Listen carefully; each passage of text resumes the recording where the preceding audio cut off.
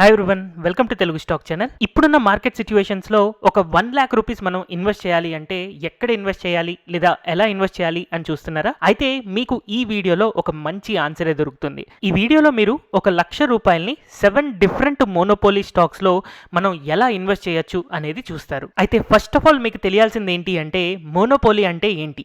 ఏదైనా ఒక పర్టికులర్ బిజినెస్కి చాలామంది కాంపిటేటర్స్ ఉంటూ ఉంటారు. కానీ ఒక కంట్రీలో ఏదైనా ఒక బిజినెస్లో మెజారిటీ పోర్షన్ ఒక కంపెనీ దగ్గరే ఉంది అనుకోండి, అలాంటి కంపెనీస్ని మనం మోనోపోలీ కంపెనీస్ అనొచ్చు.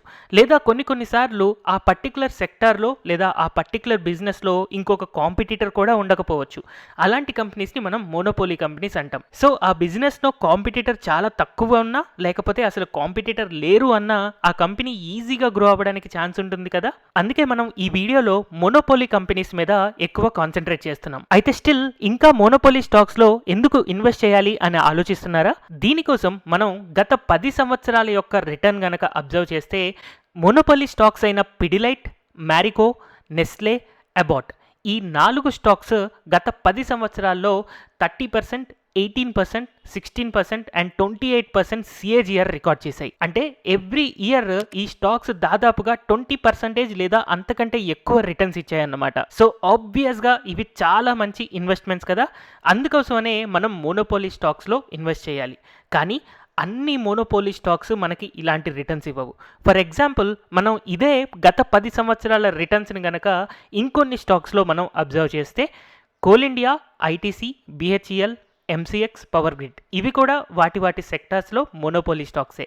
కానీ వీటి యొక్క పాస్ట్ 10 ఇయర్స్ CAGR కనుక మనం చూస్తే -4, 6, -8, 1, 10% ఇలా చాలా తక్కువ రిటర్న్స్ లేదా నెగిటివ్ రిటర్న్స్ ఇచ్చాయి. అయితే మొత్తం ఇండియాలో దాదాపుగా 45 కంటే ఎక్కువ కంపెనీస్ మోనోపోలీ అయ్యి అండ్ స్టాక్ మార్కెట్లో లిస్ట్ అయి ఉన్నాయి. కానీ అందులో అట్లీస్ట్ 20 కంపెనీస్ మనకి ఆబ్వియస్గా నెక్స్ట్ 10 ఇయర్స్లో మంచి రిటర్న్స్ ఇవ్వవు.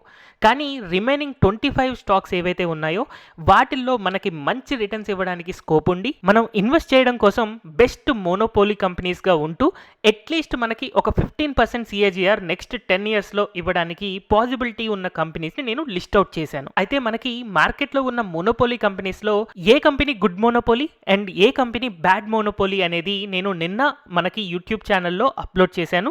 సో ఆ వీడియోని గనక మీరు చూడలేదు అని అంటే ఆ వీడియో చూస్తే అసలు నేను ఈ స్టాక్స్ని ఎందుకు సెలెక్ట్ చేశాను అనేది మీకు ఒక కంప్లీట్ క్లారిటీ వస్తుంది. సో ఇప్పుడు మనం ఒక మోడల్ పోర్ట్ఫోలియోని చూడబోతున్నాం. సో ఈ మోడల్ పోర్ట్ఫోలియోలో మొత్తం 7 స్టాక్స్ ఉన్నాయి అండ్ ఈ 7 స్టాక్స్లో మనం 1,00,000 రూపీస్ ఇన్వెస్ట్ చేయాలి అని అనుకుంటున్నాం. అయితే ఈ 7 స్టాక్స్లో మనం ఇన్వెస్ట్ చేస్తున్నప్పుడు మనం లార్జ్ క్యాప్లో దాదాపుగా 15% CAGR ఎక్స్పెక్ట్ చేస్తూ ఉంటాం. ఎందుకంటే కంపెనీస్ ఆల్రెడీ చాలా వరకు పెరిగిపోయి ఉంటాయి కదా.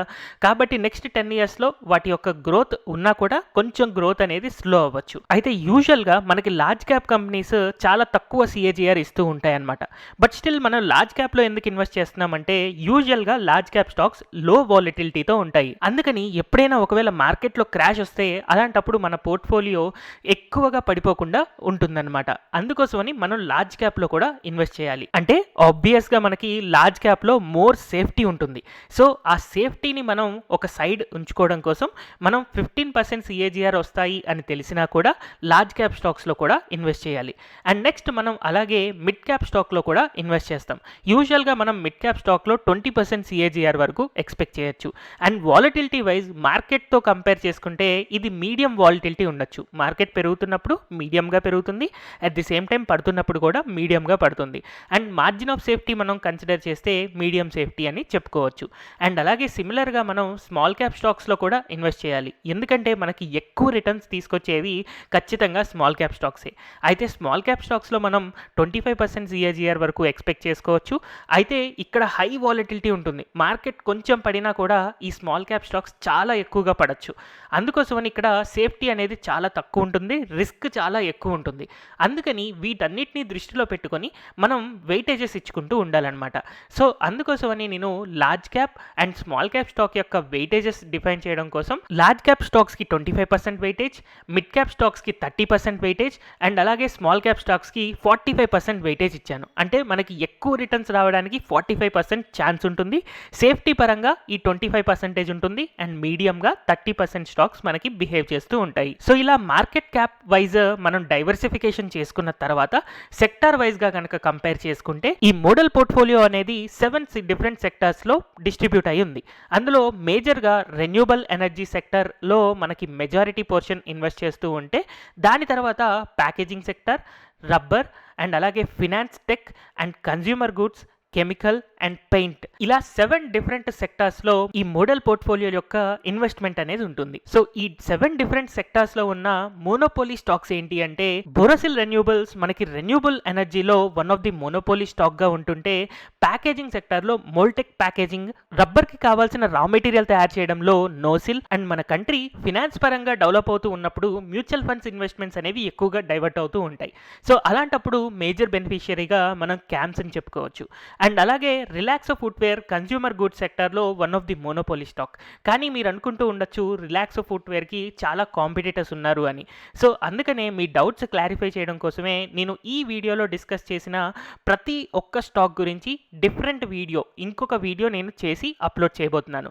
నెక్స్ట్ 7 డేస్లో మీరు ఈ 7 డిఫరెంట్ స్టాక్స్ యొక్క వీడియోస్ని 1 by 1 తెలుగు స్టాక్ ఛానల్లో చూడొచ్చు. అండ్ ఆ వీడియోస్లో అసలు ఆ స్టాక్ ఎందుకు మోనోపోలీ అవుతుంది, దీని యొక్క గ్రోత్ పాస్ట్లో ఎలా ఉంది అండ్ ఫ్యూచర్లో ఎలా ఉండబోతుంది అనే పాయింట్స్ డీప్గా డిస్కస్ చేయడం జరుగుతుంది.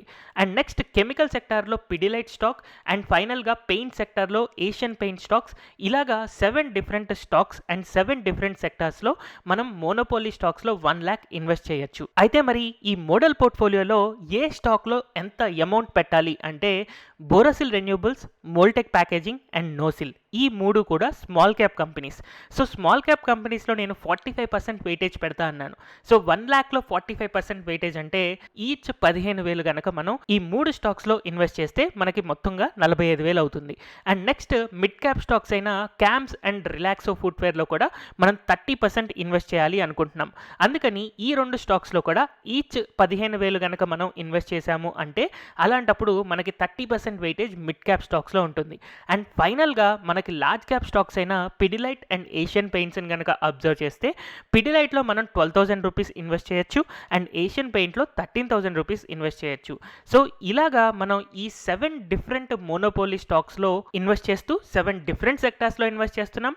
అండ్ అలాగే large cap, mid cap and small cap వైజ్గా డిఫరెన్షియేట్ చేస్తూ ఇన్వెస్ట్ చేయగలుగుతున్నాం. ఇలా మనం ఎప్పుడైనా సరే ఒక 1 lakh రూపీస్ని లంసంలో ఇన్వెస్ట్ చేయాలి అనుకుంటే ఇలాంటి ఒక పోర్ట్ఫోలియోని క్రియేట్ చేసుకుని ఇన్వెస్ట్ చేయడం ద్వారా మనకి రిస్క్ అనేది చాలా బాగా తగ్గిపోతుంది. అట్ ది సేమ్ టైం మనం మంచి స్టాక్స్లో ఇన్వెస్ట్ చేసినప్పుడు మన రిటర్న్స్ కూడా ఆబ్వియస్గా మంచి రిటర్న్స్ వస్తాయి. సో ఈ వీడియోలో డిస్కస్ చేసిన మొత్తం 7 స్టాక్స్ గురించి మనకి ఫర్దర్ కమింగ్ వీడియోస్లో ఇండివిజువల్గా ఎక్స్ప్లెయిన్ చేయడం జరుగుతుంది. సో ఆ వీడియోస్ మీరు తెలుగు స్టాక్ ఛానల్లో చూడడం మిస్ అవ్వద్దు. హోప్ ఈ వీడియో మీ అందరికీ నచ్చింది అని అనుకుంటున్నాను. Thank you everyone for watching this video.